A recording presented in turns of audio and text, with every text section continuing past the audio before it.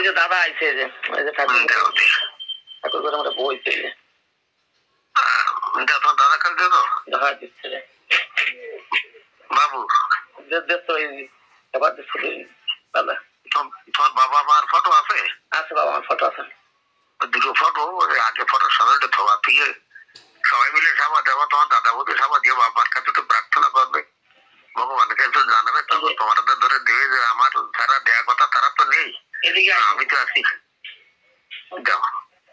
Hello এই যে বাবু ভালো আছে? ওই আছে সব, আমাকে বুড়ো ভালো বলো না, আসি সকালে ভালো চলে বিকালে আসি, হচ্ছে এরকম তাহলে সময় ঠিক আছে আমার আর কি বয়স হয়ে গেছে 80 বছরের উপর।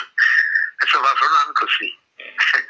শীতল তো সরল সহজ মানুষ, যা বলতে তাই কয়, মানে আমারে কয়েছে ওই কষে আমি রামায়ণ গাওয়া পারবো, আর রামায়ণ গেলে একটু সুবিধা আছে, রামায়ণের ব্যাপক পুরস্কার আছে, আর ওটা মানুষ বাধ্য হয়ে দিতে যায়, মানে একটা কমন জিনিস হয়ে গেছে, মানুষ বললে একটু রামায়ণ দাও দিলে কিছু পয়সা হয়, রামায়ণ গেলে অল্প পেট মানে খাই বাজে থাকতে পারতো, সেই হোক রামায়ণ আমিও তাই খাই। তাই সামরাতে দিতে কারো দিতে হবে না, কারো ডাকবো না, তোর দাদা বৌদি তোর দাদাই খেয়ে দেবে, তোর বাবা তো নেই, বাবা মা নেই, তাহলে তারাই দিত। ওই বাবা মা স্কুলের গুরু, তারা নেই, তুমিও সবকিছু।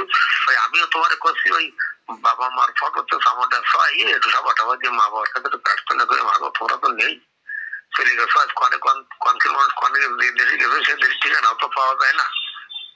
যাই হোক শীতলটা রামায়ণ শেখার ইচ্ছা করেছে যাতে শিখতে পারে, তোমরা দেশের যে দেশে যে অবস্থায় থাকো ওরা একটু আশীর্বাদ করো, এই আমাদের প্রার্থনা একটু প্রার্থনা করে তুমি করাই দাও। ওই সামুদ্রা ওরা তো একটু চেষ্টা করুক, চেষ্টা করলে ব্যর্থ যায় না, চেষ্টা করলে কিছু হবে। খুব ভালো নাও কিছু তো হবে। মহা ধুমধামে দুর্গা পুজো চলতে দিলে ষষ্ঠী পুজো তো বন্ধ হয়ে যায় না। আমিও তো ওরে ফার্স্ট স্টেপতে করছি যে রামায়ণ শেখ একটু। হ্যাঁ, রামায়ণ শিখলে কাজ হবে, কারণ রামায়ণ ভালো মন্দের দরকার নেই, মানুষ শুনুক না শুনুক, মানে রামায়ণ গান চলবে চলবে। মালকান গীত রামায়ণ, মানুষ একজন মরে গেলে তুই পারিয়ে না, তার শ্রাদ্ধ পারিয়ে না, কিন্তু রামায়ণ দিতে হবে। যদি গ্রাম ঘুরে যায় তাও মানুষ দেবে, আমি আমার বাবার কাছে রামায়ণ দেবো, তোমরা পয়সা দিয়ে খুলে দেবে। তারপরে বললেন রামায়ণের ব্যাপার কি, ওই যে কবিতে যেরকম সবাই যে জাকজমক করে নিয়ে যাওয়া লাগবে, রামায়ণে তা না হলেও হয় একটা ডোল কাছে হারমোনটা নিয়ে গেল। হ্যাঁ, ওই গ্রামে যাই তুই একটু জুড়ি বাজার দিয়ে, তুই একটু কাজ বাজার দিয়ে, তাও হয়ে যাবে। হ্যাঁ হ্যাঁ, এ করেও রামায়ণ চালাতে যায়।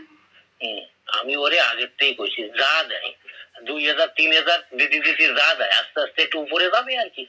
হ্যাঁ, যা দেবে আরো আর কিছু দক্ষিণা হবে, আর তারাও কিছু দাম দেন, কাপড় জোর দেয়। ওই কথা আমি তো ওরে আগের থেকে গেছি, ও আমারে খালি কয় যে ও আমি যাবো না, আমি কি গাবি না, এই চলবে রামায়ণ কবি রামায়ণ আগে চলুক, রামায়ণটা চালি সরিয়ে বাঁচে তার পথ বানাক, তারপরে যা পারে তাই করুক।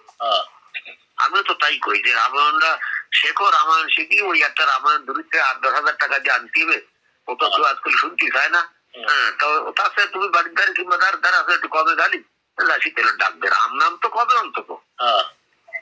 অত ভালো মন্দ বিচার দরকার না, তার এই রাম নামে রাম রাম কলি তাতে কিছু হবে, করুক ভালো জিনিস, আমিও তাই চাই, অন্তত একটা পথ হয়ে থাকুক।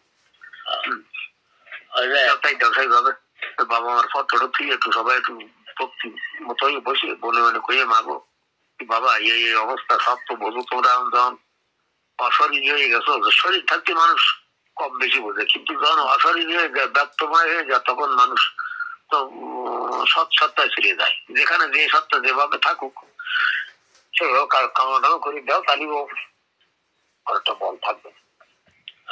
আবার তাই তাই করো। হ্যাঁ, জয় হরি বল। হ্যাঁ, জয় হরি বল।